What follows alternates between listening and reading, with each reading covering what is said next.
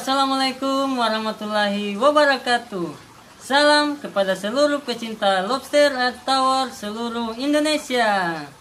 Hari ini saya ingin berbagi tips tentang tutorial atau bagaimana proses pembuatan pakan khusus lobster at tawar agar pakan ini tetap bersih, steril, dan nutrisi tetap terjamin. Karena berbeda jenis makanan, berbeda juga cara mengolah makanan tersebut. Jika pemirsa penasaran, jangan kemana-mana, saksikan ulasan berikut. Tetap di Red Cloud Gorontalo. Oke pemirsa, untuk pakan sendiri kita tetap bersama ada beberapa jenis pakan yang kita akan berikan kepada lobster atau yang pertama adalah jenis biji-bijian berupa kacang hijau atau kacang-kacang yang jenis lainnya. Kemudian sayuran berupa kentang, wortel, kemudian tauge dan lain-lain sebagainya.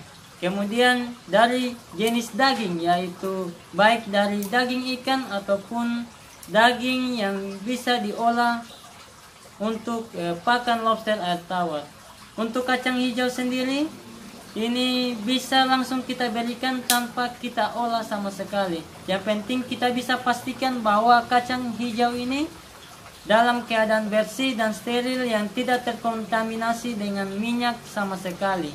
Sehingga langsung bisa diberikan kepada lobster atau tawar, atau langsung kita bisa masukkan ke dalam kolam lobster atau tawar. Kemudian untuk jenis sayuran ada beberapa trik dan tips ketika pemirsa ingin memberikan wortel ataupun kentang. Pemirsa bisa merebusnya terlebih dahulu. Tujuan perebusan dari wortel, kentang dan maupun tauge ini yaitu agar pakan yang kita berikan ini mudah tenggelam, dan ketika mudah tenggelam, lobster atau tawar akan mudah untuk mengambil makanan tersebut dan gampang untuk dimakan. Dan untuk pengguna kolam susun, pakan yang tenggelam ini wajib dilakukan karena apabila pakan ini terapung, maka bisa menyumbat aliran air yang ada pada kolam lobster atau tawar, sehingga pakan yang tenggelam ini wajib diberikan kepada lobster atau tawar. Kemudian untuk jenis daging, ya, di farm saya menggunakan yaitu jenis ikan, baik khususnya yaitu ikan laut.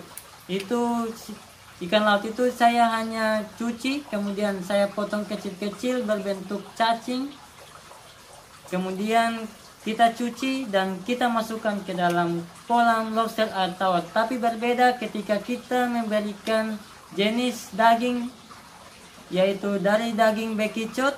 Ini pemirsa wajib mencuci berulang-ulang kali, kemudian kita rebus lagi khusus untuk daging bekicot ini, karena daging bekicot ini memiliki lendir yang sangat banyak, sehingga pencucian wajib dilakukan lebih dari 2 kali.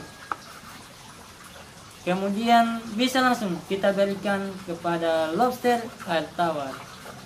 Kemudian yang terakhir pakan yang baik juga yaitu pelet. Ada beberapa rekomendasi pelet untuk lobster atau tawar.